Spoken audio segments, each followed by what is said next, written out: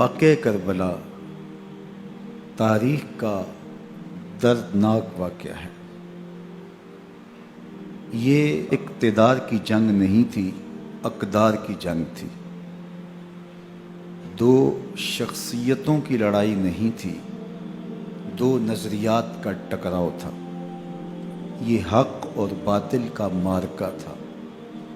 یزید ظلم کا استعارہ ہے، حسین ابن علی امن کی علامت ہے۔ یزید جبر کا پتلا ہے، حسین صبر کا پیکر ہے۔ یزید اپنی بدطینت فطرت اور اپنی طبع ناہموار کے باعث دنیا پر ذلت و رسوائی، ظلم، جبر، جور و زیادتی کی علامت بن کے ابھرا، اور حسین ابن علی رضی اللہ تعالی عنہ حق و صداقت کا نشان بن کے ابھرا۔ یزید جب تخت نشین ہوتا ہے تو اسے یہ فکر ہوتی ہے کہ امام حسین، عبداللہ بن زبیر، عبداللہ بن عمر، عبداللہ ابن عباس یہ میری بیعت کریں، اور وہ ولید بن عقبہ کو لکھتا ہے کہ ہر صورت میں ان کی بیعت لو، اور اگر بیعت نہ دیں تو سختی کرو۔ حضرت امام حسین رضی اللہ تعالی عنہ کو بلاوا آتا ہے کہ آپ کو دارالامارت میں گورنر ہاؤس میں بلایا جا رہا ہے۔ ولید بن عقبہ کا پیغام آپ کو پہنچتا ہے۔ آپ اس وقت فرماتے ہیں کہ اس وقت جو پیغام پہنچا ہے وہ کسی خطرے سے خالی نہیں ہے، تو کچھ سواروں کو ساتھ لیا، کہا تم دارالامارت کے باہر کھڑے رہنا، اگر میری آواز بلند ہوئی تو اندر آ جانا، ورنہ تم انتظار کرنا۔ آپ اندر گئے۔ ولید بن عقبہ نے مروان کو بھی بلایا تھا۔ مروان بن حکم یہ گورنر مدینہ ولید سے پہلے رہ چکا ہے، تو اس نے مشورہ دیا کہ سختی کی جائے۔ خیر، ولید بن عقبہ نے کہا کہ یہ خط ہے، حضرت امیر معاویہ کا انتقال ہو گیا اور یزید تخت نشین ہوا ہے، لہٰذا وہ آپ سے بیعت کا مطالبہ کرتا ہے۔ تو حضرت امام حسین رضی اللہ تعالیٰ عنہ نے فرمایا کہ میرے جیسا شخص یوں چھپ کے بیعت نہیں کر سکتا، اور آپ واپس پلٹے۔ مروان بن حکم نے ولید بن عقبہ کو کہا کہ یہ موقع ہے، جانے نہ دیا جائے، اگر یہ نکل گئے تو دوبارہ تم قابو نہیں پا سکو گے، اور انہیں یہیں قتل کر دیا جائے۔ حضرت امام حسین رضی اللہ تعالیٰ عنہ نے یہ بات سن لی۔ کہتے ہیں حضرت امام حسین انہی قدموں کے بل واپس پلٹے اور مروان بن حکم سے مخاطب ہو کے کہا، مروان کیا بول رہا ہے؟ وہ خاموش ہو گیا۔ فرمایا تو جانتا نہیں ہم کون ہیں؟ آنا حسین ابن علی ابن ابی طالب، میں حسین ہوں، میں علی کا بیٹا ہوں۔ ہمارے گھر میں قرآن اترتا رہا ہے، وحی کا نزول ہوتا رہا ہے، اور یزید فاسق ہے، فاجر ہے، مسلمانوں کا قاتل ہے اور شرابی ہے۔ میں ڈنکے کی چوٹ پہ یزید کی بیعت سے انکار کرتا ہوں۔ بس حیدری کچھار سے محمدی شیر نکل آیا ہے۔ اب اوسان خطا ہو گئے، راستہ چھوڑ دیا، واپس آئے، سیدہ زینب سے ملے، کہا مدینے کو چھوڑنا پڑے گا۔ کہا بھیا کیا ہوا؟ کہا یزید بیعت لینے پہ مصر ہے، اور میں کسی صورت بھی بیعت نہیں کروں گا۔ رسول اللہ کا مدینہ ہمارے خون سے لالا زار بنے گا، میں نہیں چاہتا کہ حضور کے شہر نور کی حرمت پامال ہو۔ دوستو، وہ کیسا منظر ہوگا جب حسین ابن علی نے آخری حاضری حضور کے روضے پہ دی ہو۔ حاجی یا معتمر 10 دن کے لیے، 8 دن کے لیے، 20 دن کے لیے مدینہ المنورہ عارضی سکونت اختیار کرتا ہے، اور حضور کے روضہ انور سے، اس شہر نور سے، ان گلیوں سے، ان بام و در سے ایسا مانوس ہو جاتا ہے کہ جب واپس پلٹ رہا ہوتا ہے ان دعاؤں کے ساتھ کہ دوبارہ آنا بھی نصیب ہو، اور اسے لگتا ہے کہ میں دوبارہ بھی بلایا جاؤں گا، لیکن اس کے باوجود شہر حبیب چھوڑنا قیامت سے کم نہیں ہوتا۔ اعظم چشتی مرحوم آخری بار جب حضور کے روضہ انور پہ گئے تو بیمار تھے، ویل چیئر پہ تھے۔ باب بقی سے باہر نکلے تو خادم سے کہا کہ میری ویل چیئر پیچھے سے کھینچو تاکہ میرا رخ روضہ انور کی طرف رہے، اور وہ پیچھے سے کھینچتا چلا جا رہا ہے، اور جب باب مکہ سے پیچھے جنت البقیع کے قریب سے گنبد خضرا نگاہوں سے اوجل ہونے لگا تو اعظم چشتی مرحوم نے کہا جان بدن سے نکلتی ہے اعظم، جان بدن سے نکلتی ہے اعظم، کوئی آسان ہے مدینے سے جدا ہونا، کوئی آسان ہے مدینے سے جدا ہونا۔ یہ اس شخص کی کہانی ہے جو 10 دن 5 دن مہینہ 2 ماہ وہاں رہتا ہے اور پھر اس شہر کو چھوڑ کے آنا اس کے لیے آسان نہیں ہوتا۔ اور مجھے بتاؤ کہ حسین جو پیدا مدینے میں ہوا، جس کے گھر کا دروازہ مسجد نبوی کے اندر کھلتا تھا، جو مسجد نبوی کے اندر پرورش پا کے جوان ہوتا ہے اور مدینے کی گلیوں میں کھیلتا رہا، اس حسین ابن علی کے لیے مدینہ چھوڑنا، اور پھر وہ اس بات کا علم اور شعور رکھتے تھے کہ یہ آخری بار حضور کے در پہ حاضری ہے، دوبارہ اس شہر نور میں نہیں آ سکوں گا، تو کیا قیامت ہوگی اور کیا منظر ہوگا۔ محمد بن حنفیہ کے علاوہ خاندان نبوت کے جتنے لوگ تھے ان سب نے شہر مدینہ کو الوداع کہا، اور رات کے موقع میں مدینہ المنورہ کو، مسجد نبوی کو چھوڑ کر کے مکہ کی جانب عازم سفر ہوئے۔ 3 شعبان المعظم کو مکہ المکرمہ پہنچتے ہیں، ادھر کوفیوں کے خطوط آنے شروع ہو جاتے ہیں۔ حضرت امام حسین رضی اللہ تعالیٰ عنہ مسلم بن عقیل رضی اللہ تعالیٰ عنہ کو صورتحال معلوم کرنے کے لیے بھیج دیتے ہیں۔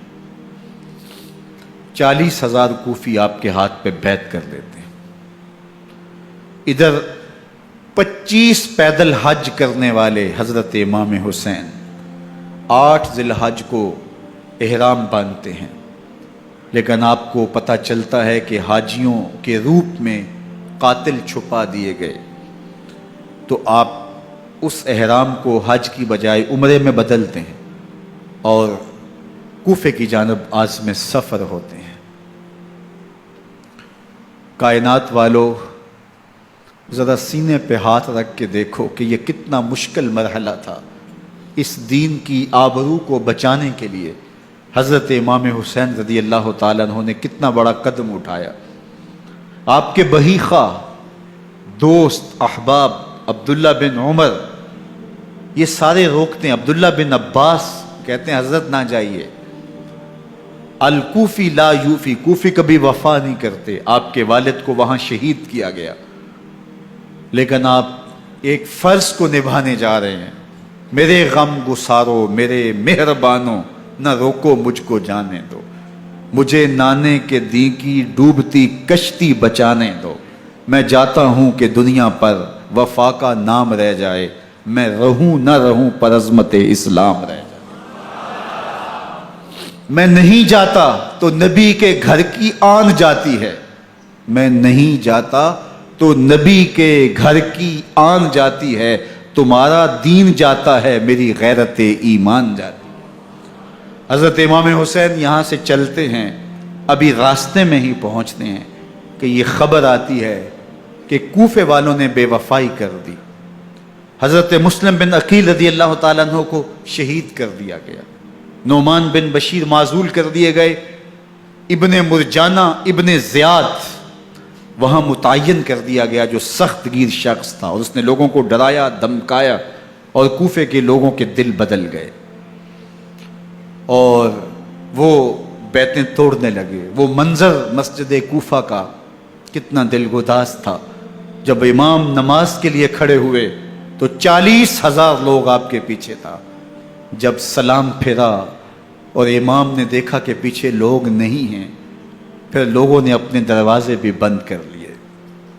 رات کی تنہائیاں ہیں اور حضرت مسلم بن عقیل کو کوئی پناہ دینے والا نہیں.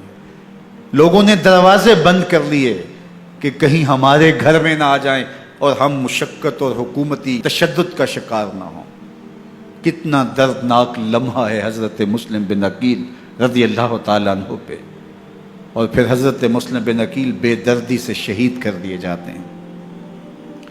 آپ ابھی راستے میں ہیں، یہ ساری کہانی پہنچتی ہے کہ حضرت مسلم شہید کر دیے گئے اور بے دردی سے شہید کر دیے گئے. وہ جنہوں نے خط لکھے تھے کہ ہم آپ کے ساتھ ہیں اور ہم منتظر ہیں، چشم برا ہیں، آپ کے قدموں کی چاپ سننے کے لیے بےتاب ہیں، آج انہوں نے بیعتیں توڑ دی. 40,000 کوفی منحرف ہو گئے. مسجد کوفہ کا وہ منظر کس قدر روح کو تڑپا دینے والا تھا. ہم پچھلے سال عصر اور مغرب کے درمیان جب کوفہ پہنچے تو سورج ڈوبنے کے قریب تھا. میں نے اپنی زندگی میں اتنا اداس موسم کہیں نہیں دیکھا جتنا اداس موسم کوفے میں دیکھا. ایسے لگتا تھا جس طرح کوفے کی آب و ہوا آج بھی شرمندہ ہے. جو مسلم بن عقیل اور خاندان نبوت کے ساتھ اہل کوفہ نے کیا، حضرت امام حسین رضی اللہ تعالیٰ عنہ کو ان کے بہی خواہوں نے، اعزاء نے، اقربا نے، دوستوں نے، آوان و انصار نے، ساتھیوں نے کہا کہ حضرت حالات یکسر تبدیل ہو گئے، اب ہمیں مراجعت کر جانی چاہیے، واپس پلٹ جانا چاہیے. تو حضرت امام حسین کافی سوچ بچار میں رہے. پھر اس کے بعد آپ نے فیصلہ کیا کہ ہم آگے بڑھیں گے. دوستوں نے کہا کہ حضرت اگر آپ آگے بڑھیں گے تو ہمیں لگتا ہے کہ وہ آپ کے ساتھ سلوک اچھا نہیں کریں گے اور آپ بچوں کے سامنے پیاس سے شہید کر دیے جائیں گے. تو حضرت امام حسین رضی اللہ تعالیٰ عنہ نے وہاں ایک خطبہ ارشاد فرمایا کہ لوگوں تم جو مجھے بتا رہے ہو مجھے اچھی طرح معلوم ہے، جو تم مجھے منظر پیش کر رہے ہو وہ میری نگاہوں میں ہے، اور جو کچھ ہونے والا ہے چشم تصور وہ منظر دیکھ رہی ہے. کیونکہ حضرت امام حسین رضی اللہ تعالیٰ عنہ کی شہادت کی خبر حضرت امام حسین کے پیدا ہوتے ہی خاندان نبوت میں عام تھی. حضور علیہ الصلوۃ والسلام کو یہ بات جبریل امین نے آ کے بتائی تھی جب حسین ابن علی کے ساتھ حضور محبت کا اظہار کر رہے تھے. تو یہ جبریل امین نے آ کے کہا تھا حضور آپ کا یہ بیٹا ارض طف میں شہید کر دیا جائے گا، اور کربلا کی مٹی لا کے حضور کو دی اور ام سلمہ کو حضور نے عطا کر دی. حضرت ام سلمہ کہتی ہیں کہ ایک دن میں سوئی تو خواب دیکھا کہ حضور کے مبارک بال بکھرے ہوئے ہیں اور سخت پریشان ہیں. تو میں نے کہا کہ حضور آپ کی یہ کیا حالت ہے؟ وَبِيَدِهِ قَارُورَةٌ، اور حضور کے ہاتھ میں ایک شیشی ہے، فِيهَا دَمٌ، جس کے اندر خون ہے. تو میں نے کہا حضور یہ کیا؟ فرمایا میں قتل گاہ حسین سے آ رہا ہوں اور یہ حسین ابن علی کا خون ہے. تو کہا 10 محرم کا دن تھا، دوپہر کا یہ منظر تھا، میں کیلولہ کر کے اٹھی، جب میں نے دیکھا تو وہ شیشی جس میں کربلا کی مٹی رکھی تھی وہ خون بن چکی تھی. تو یہ خبر پہلے دی گئی تھی، یہ بتا دیا گیا تھا. فرمایا میرے دوستو جو تم مجھے بتاتے ہو میں اس سے بے خبر نہیں ہوں، یہ سب کچھ ہونے والا ہے، لیکن اس کے باوجود میں کیوں جا رہا ہوں؟ تو آپ کا ایک تاریخ ساز جملہ ہے جو کربلا کے فلسفے کو ہمارے سامنے رکھتا ہے کہ یہ اتنا بڑا امتحان کیوں دیا. حضرت امام حسین رضی اللہ تعالیٰ عنہ نے فرمایا وَلَكُمْ فِيَّ أُسْوَةٌ، میں اس لیے جا رہا ہوں قیامت تک ظلم، جبر اور ناانصافی کے خلاف کھڑے ہونے والوں کے لیے کوئی نمونہ تو ہو. میری زندگی قیامت تک ظلم، جبر اور استحصالی نظام کے خلاف کھڑے ہونے والوں کے لیے نمونہ ہے. تو حضرت امام حسین رضی اللہ تعالیٰ عنہ نے حق اور باطل کے درمیان ایک سرخ لکیر کھینچ دی اپنے خون سے. اب حق اور باطل کا امتیاز کرنا مشکل نہیں ہے، کوئی باطل پہ اڑا رہے تو الگ بات ہے، لیکن امتیاز کرنا مشکل نہیں ہے. حدود بالکل واضح کر دی. اقبال نے یہاں کتنی خوبصورتی کے ساتھ اس مضمون کو نبھایا. سرخ رو عشق غیور از خون او، شوخی ای مصر از مضمون او تا قیامت قط استبداد کر موج خون او چمن ایجاد کر. ایک جہاں آباد کر دیا، حق اور باطل کی راہیں اجال دی. اب لوگوں کو یزید کا چہرہ پہچاننے میں دیر نہیں لگتی. وقت کے ہر یزید کا چہرہ آسانی سے پہچانا جا سکتا ہے. یہ معرفت زمانے کو کروائی کس نے؟ حسین ابن علی نے کروائی رضی اللہ تعالی عنہ. تو حضرت امام حسین نے فرمایا کہ جو میرے ساتھ ہونے والا ہے میں اچھی طرح جانتا ہوں، لیکن میں اس کے باوجود آگے بڑھوں گا. پھر بڑھے اور کربلا میں جا کے خیمہ زن ہو گئے. 7 محرم کو پانی بند کر دیا گیا. پانی بند ہوا تو کھانا بھی میسر نہیں تھا. لیکن ذکر پانی کا ہوتا ہے اس لیے کہ کھانے کے بغیر انسان کئی دن کاٹ لیتا ہے، لیکن پانی کے بغیر گزر نہیں ہوتی. تو فرات کی نہر سامنے اپنی موجوں کے ساتھ چمک رہی ہے، لیکن ایک قطرہ آب بھی آل رسول کو نہیں دیا جا رہا. کائنات کے اندر ایسے انوکھے امتحان بھی ہوتے ہیں. وارث ہوں ساقی کوثر کے، مالک ہوں حوض کوثر کے، اور بیٹے ہوں ساقی کوثر کے، اور آج ایک بوند پانی کی بھی میسر نہ ہو. صبر کا امتحان ہے، عزیمت کا امتحان ہے. حضرت امام حسین رضی اللہ تعالیٰ عنہ خیمہ زن ہو گئے. 3 دن تک پانی بند رہتا ہے. 9 محرم کو رات کی تنہائی میں حملہ آور ہونا چاہتے ہیں، لیکن آپ نے کہا کہ ہمیں اللہ کے حضور عبادت اور ذکر کے لیے وقت دیا جائے. ساری رات ذکر میں گزرتی ہے، عبادات میں گزرتی ہے. رات کے اندھیرے میں آپ چراغ بجھا دیتے ہیں. آوان و انصار کو کہتے ہیں کہ ان کی دشمنی میرے ساتھ ہے، انہیں میرا خون چاہیے. اگر تم رات کی تاریکی میں نکل جاؤ تو میں تم سے کوئی مواخذہ نہیں کروں گا، اور یہ بھی تمہارا پیچھا نہیں کریں گے، اس لیے کہ ان کا مطلوب تم نہیں ہو، ان کا مطلوب میں ہوں. جب چراغ جلایا تو کوئی بھی نہیں گیا. مسلم بن نوسجہ کھڑے ہو کے کہتے ہیں حضرت اگر ہمارے بدن کو 70 بار کاٹا جائے اور جلایا جائے اور ہواؤں میں اڑا دیا جائے پھر بھی آپ کا ساتھ نہیں چھوڑیں گے. 70 سال کے بوڑھے ہیں حبیب بن مظاہر، کہتے ہیں حضرت آپ کو چھوڑ کے جائیں کہاں، آپ کو چھوڑ کے جائیں کہاں. کوئی ساتھ چھوڑنے کے لیے تیار نہیں ہے.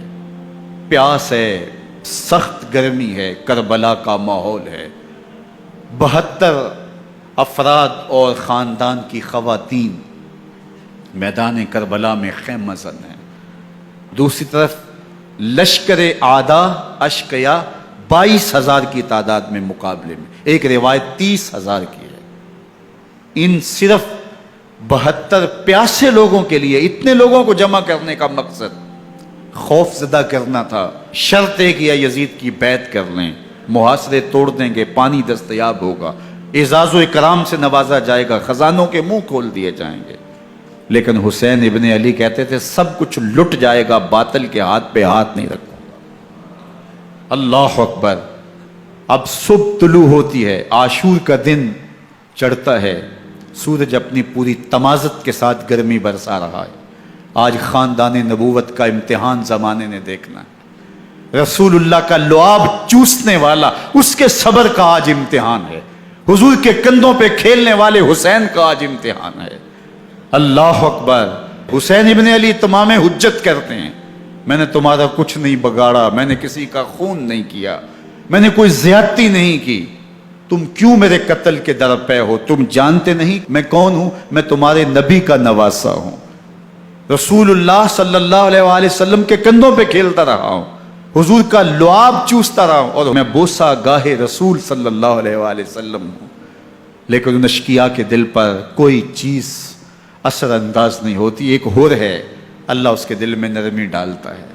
پہلے تو امام حسین کو گھیر کے لے کر کے آتا ہے، لیکن بعد میں وہ قافلہ یزید سے قافلہ حسین کی طرف آ جاتا ہے. امام حسین فرماتے تو دنیا میں بھی ہو رہا ہے، آخرت میں بھی ہو رہا ہے، آزادی مل جاتی ہے. باقی 22,000 کا لشکر جرار امام حسین کے قتل کے در پائے ہے. پھر تاریخ نے خاندان نبوت کا وہ انوکھا امتحان دیکھا.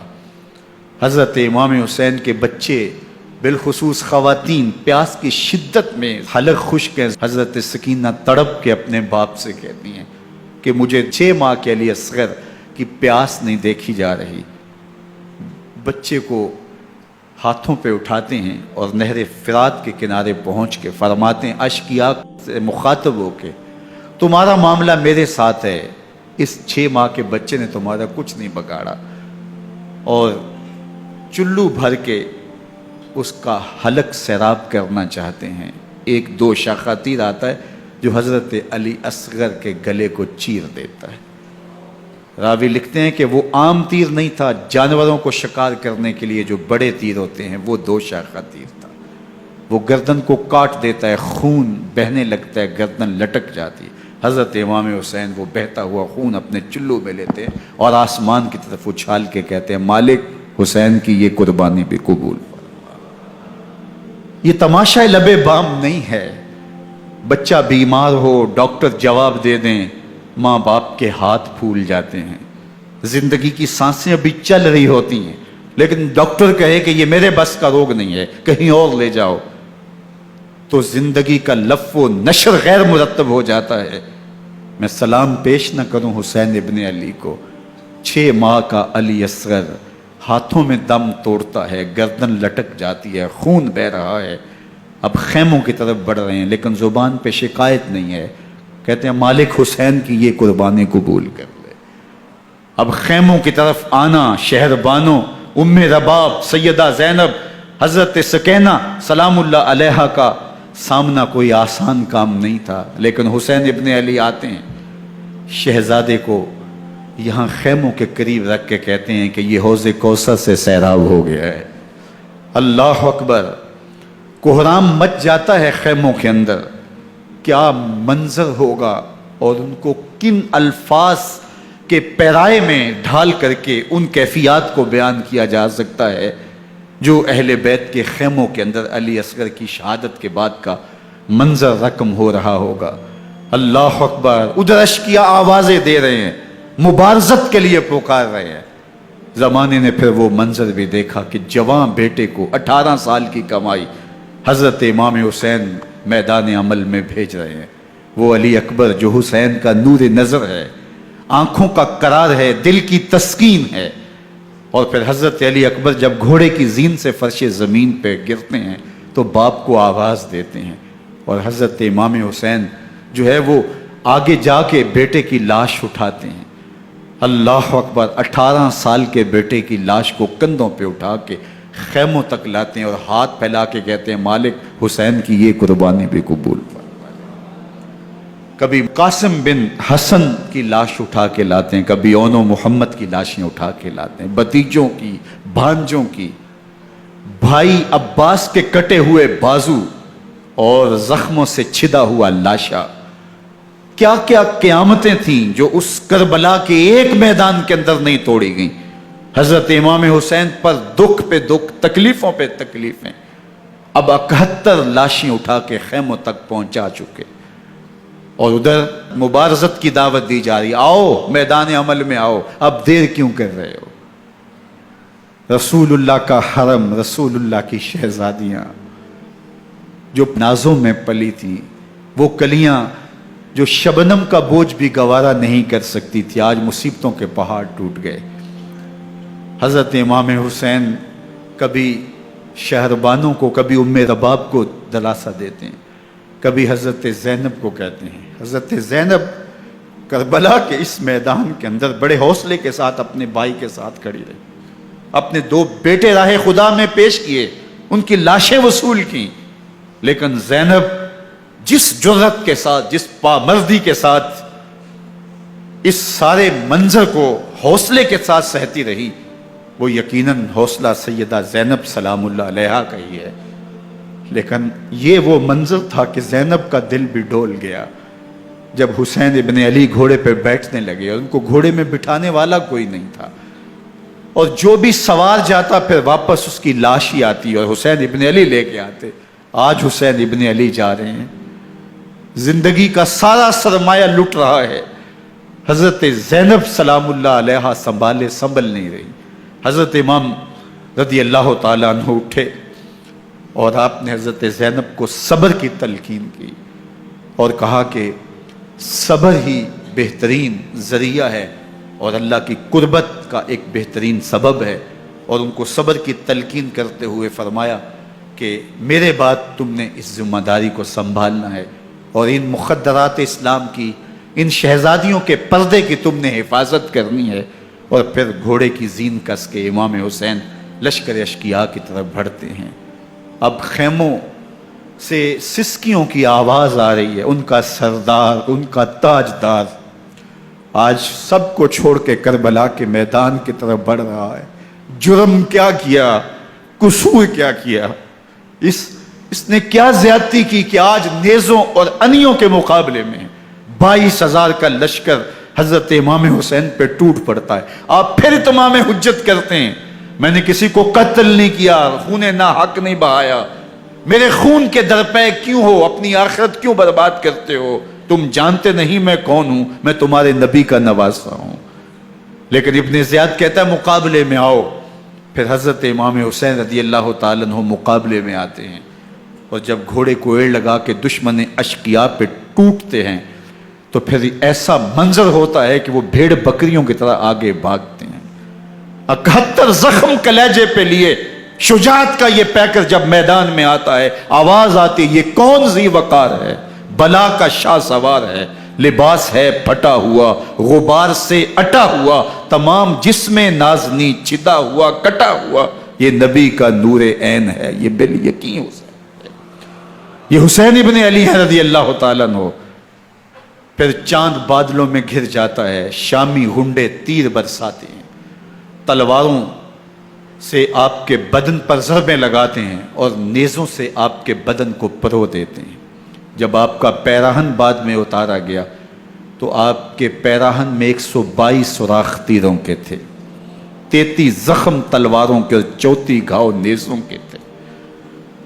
جب گھوڑے کی زین سے فرش زمین پر آئے، بدن چھلنی تھا، زخم زخم سے خون بہ رہا تھا، 3 دن کا پیاسا حسین، اللہ اکبر، بدن زخموں سے چور، 71 لاشیں کلیجے پہ لیے، مخدرات اسلام کے پردے کا خیال دل میں الگ ہے، لیکن گھوڑے کی زین سے جب فرش زمین پہ امام حسین آتے ہیں، زبان پہ ہائے نہیں، نالا و شیون نہیں، چیخ و پکار نہیں، آتے ہی پیشانی سجدے میں رکھتے ہیں اور پکارتے ہیں اللہم ردن بقضائک وصبرن علی بلائک تسلیما لامرک سبحان ربی الاعلی۔ مالک گھر لٹا کے، بچے لٹا کے، خاندان سب کچھ قربان کر کے، اپنے بدن کو زخموں سے چھلنی کروا کے، تیروں اور نیزوں کی انیوں سے اپنے آپ کو زخمی کروا کے، تیرے حضور سر جھکا کے یہ اقرار کرتا ہوں کہ حسین تیری تقدیر پہ راضی ہے، مالک تو بھی بتا، تو بھی حسین پہ راضی ہوا ہے کہ نہیں ہوا؟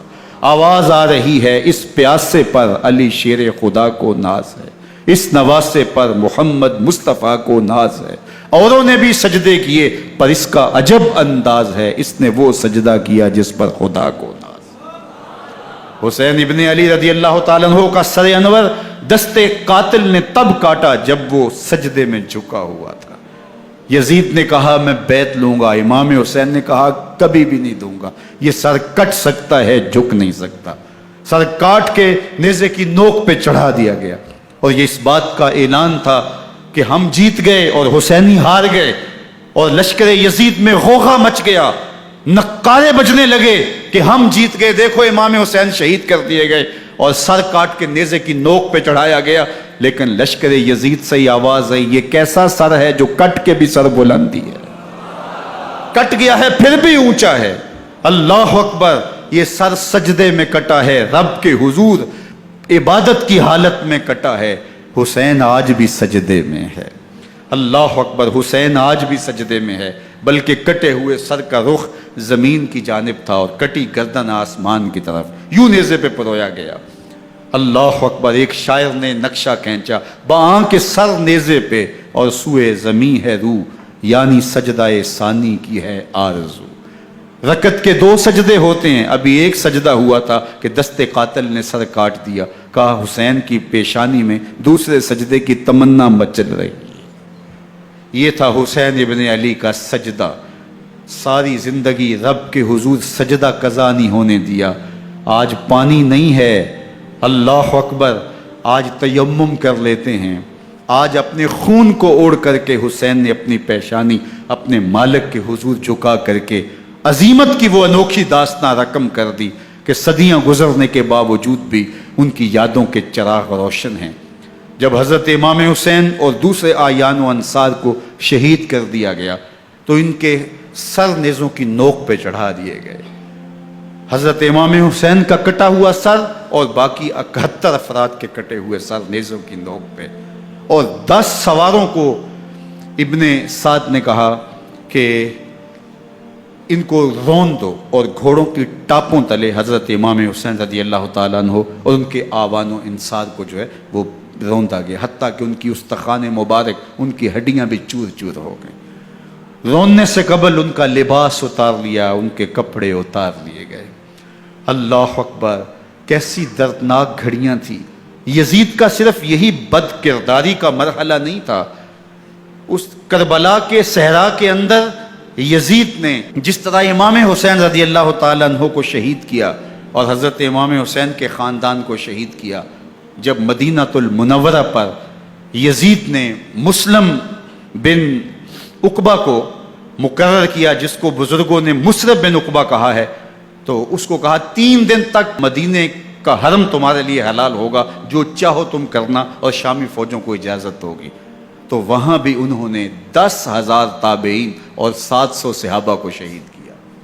حضرت ابو سعید خدری رضی اللہ تعالیٰ عنہ گھر سے باہر نکلے، کافی بوڑھے ہو چکے تھے، تو انہوں نے حضرت ابو سعید خدری کو پکڑ لیا، کہا تم کون ہو؟ کہا مجھے ابو سعید خدری کہتے ہیں۔ تو کہا ہاں تمہارا نام سنا ہے، اور داڑھی سے پکڑ کے کھینچا اور کہا کہ ہے تمہارے پاس جو ہمیں دو؟ تو کہا کہ میرے پاس تو کچھ بھی نہیں، میں تو فقیر آدمی ہوں۔ تو ان کے گھر ان کو لے گئے، تو 2 کبوتر رکھے تھے حضرت ابو سعید خدری نے، تو وہ کبوتر لوٹ کے لے گئے۔ اللہ اکبر۔ حضرت ابن سنان رضی اللہ تعالیٰ عنہ کو، جو حضور کے علم بردار تھے فتح مکہ کے دن، ان کو ستو پہلے پلائے اور پھر ان کی گردن کاٹی گئی اور کہا یہ ہے وہ ستو جو تم زندگی میں آخری بار پیو گے۔ ایک گھر میں داخل ہوئی شامی فوج، تو ایک خاتون کے ابھی بچہ پیدا ہوا تھا، اور قابلہ نے، دائیا نے وہ بچہ ماں کی چھاتی پہ لٹایا، اور وہ ماں کا پہلا دودھ پی رہا تھا۔ تو یہ جا کے کہنے لگے نکالو تمہارے پاس جو کچھ ہے۔ تو اس خاتون نے کہا تم جانتے ہو یہ بچہ کون ہے؟ تو انہوں نے کہا ہم نہیں جانتے۔ کہا یہ حضرت ابن ابی کبشہ انماری رضی اللہ تعالیٰ عنہ کا بچہ ہے، اور یہ وہ صحابی ہیں کہ جو بیت الشجرہ کے موقع پہ حضور کے ہاتھ پہ بیعت کرتے ہیں۔ انہوں نے اس چیز کا لحاظ نہ کیا کہ جو کچھ ہے وہ ہمیں دو، ورنہ تیرے بچے کو نہیں چھوڑیں گے۔ تو ماں بچے سے مخاطب ہو کے کہتی ہے، ابھی بچہ پیدا ہوا ہے اور ماں سے پہلا دودھ پی رہا ہے، کہ بیٹے اگر میرے پاس کچھ ہوتا، وہ قیمتی سے قیمتی چیز بھی ہوتی، تیری جان کے لیے قربان کرتی، لیکن اس وقت میرے پاس کچھ ہے نہیں۔ تو ایک شکی آگے بڑھا اور بچے کو ایک ٹانگ سے پکڑ کے کھینچ کے دیوار کے ساتھ پٹک کے مارا، جس سے دماغ کا بھیجا نکل گیا۔ کیا کیا زیادتیاں نہیں کی۔ 700 صحابہ حرہ کے واقعہ میں شہید کیے یزید نے، اور 10,000 تابعین شہید کیے۔ مسجد نبوی میں ممبر رسول کے ساتھ گھوڑے باندھے، اور وہ ممبر رسول اور مصلی رسول کے قریب لید کرتے رہے۔ حضرت سعید عبد المسیب فرماتے ہیں میں نابینا تھا اور حضور کے روضہ انور کے پاس بیٹھا تھا، اور یزید کے سپاہی آتے، جو بھی مسجد میں نظر آتا پکڑ کے لے جاتے، مجھے نابینا سمجھ کے چھوڑ دیتے، لیکن میں پریشان تھا کہ ظہر کا وقت ہوگا، عصر کا وقت ہوگا، مغرب عشاء کا وقت ہوگا، نہ اذان نہ اقامت نہ جماعت، تو کیسے مجھے پتہ چلے گا کہ نماز کا وقت ہو گیا، اور کیسی میری نمازوں کا کیا بنے گا؟ میں اس فکر میں بیٹھا تھا۔ لم ازل اسمع الاذان والاقامت من قبر رسول اللہ صلی اللہ علیہ وآلہ وسلم۔ فرماتے ہیں جب بھی پھر نماز کا وقت آیا، گنبد خضرا سے اذان کی بھی آواز آئی، اقامت کی بھی آواز آئی۔ 3 دن تک مسجد نبوی کے اندر گھوڑے بندے رہے، اور مدینہ کی حرمت پامال کی۔ مدینہ کے گھروں کے اندر یہ بد کماش داخل ہوئے، اور جو بدکاریاں انہوں نے کی کلیجہ منہ کو آتا ہے۔ 1002 شیزائیں ان بدکاروں کی بدکاریوں کی وجہ سے کنواری حالت کے اندر حاملہ ہوئی۔ 3 دن تک مدینے کا حرم انہوں نے پامال کیا، اور پھر مکہ المکرمہ میں کعبہ اللہ پر گولے برسائے، اور کعبہ کا غلاف جل گیا۔ وہ تو یزید مر گیا، اور حضرت عبداللہ ابن زبیر رضی اللہ تعالیٰ عنہ نے اپنی خلافت کا اعلان کیا۔ یزید کے یہ کرتوت تھے، ادھر اہل مدینہ کو ستایا، ادھر اہل مکہ کو ستایا، اور رسول اللہ صلی اللہ علیہ وسلم کے خانوادے کی بے حرمتی اور توہین کی۔ نہ صرف انہیں قتل کیا گیا، ان کی لاشوں پہ گھوڑے دوڑائے۔ ابن سعد اور شمر جو ہے وہ خیموں میں داخل ہوا اور مخدرات اسلام کی چادریں چھیننے کی کوشش کی۔ حضرت زینب سلام اللہ علیہ نے مخاطب ہو کے کہا، ہمارے چہرے کے رکھوالے چلے گئے ہیں، ظالم تو خیال نہیں کرتا ہم رسول اللہ کی بیٹیاں ہیں۔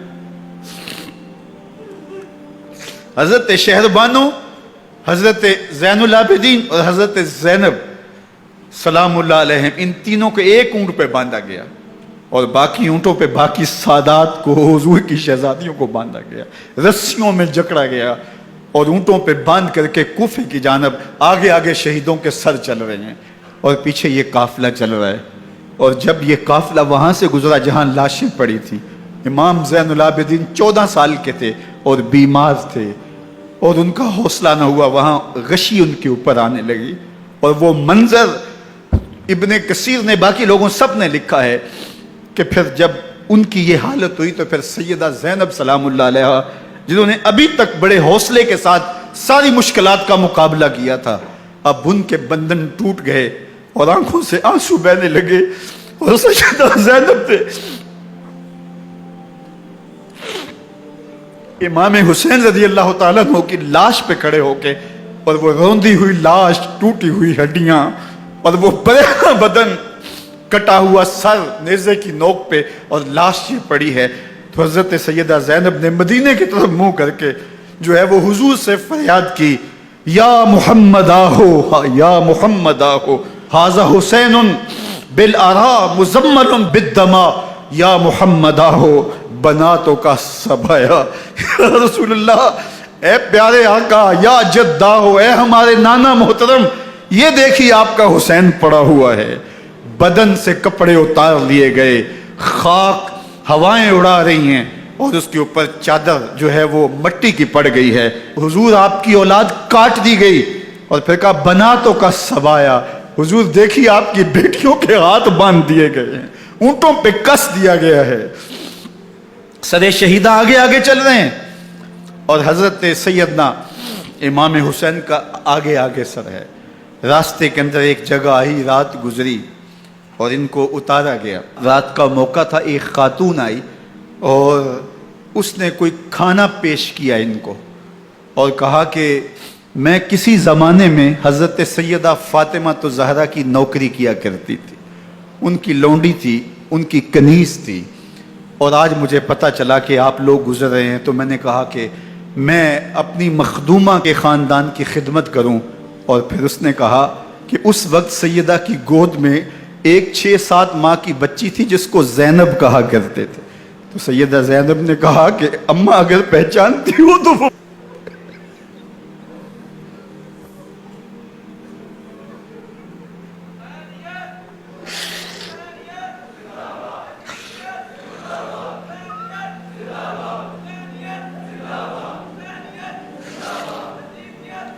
یہ تاراج اور لٹا ہوا کارواں پھر وہاں سے کوفے میں کیسے پہنچا، اور کوفے کے اندر سیدہ زینب سلام اللہ علیہ نے وہ یزید کے دربار میں، ابن زیاد کے دربار میں وہ جرأت آمیز جو باتیں کہیں، اللہ اکبر، زینب کی زبان میں علی کی خطابت بول رہی تھی، اور پھر دشمن اور دوست سارے رونے لگے، اور وہ کیا دل گداز منظر تھے، اور پھر یہ سروں کا قافلہ اور سادات کرام کا مشکیں کسی ہوئی ہیں اور اونٹوں پہ باندھے ہوئے، ان کو وہاں سے پھر قادسیہ اور قادسیہ سے پھر دمشق یزید کے دربار میں پہنچایا گیا، اور وہاں سے یہ لٹے ہوئے خانمہ برباد تاراج لوگ مدینہ المنورہ میں کیسے پہنچے، اور اہل مدینہ نے کیسے استقبال کیا، اور وہ منظر کتنا دل گداز تھا جب اہل مدینہ زینب سے پوچھتے تھے زینب حسین کہاں ہے؟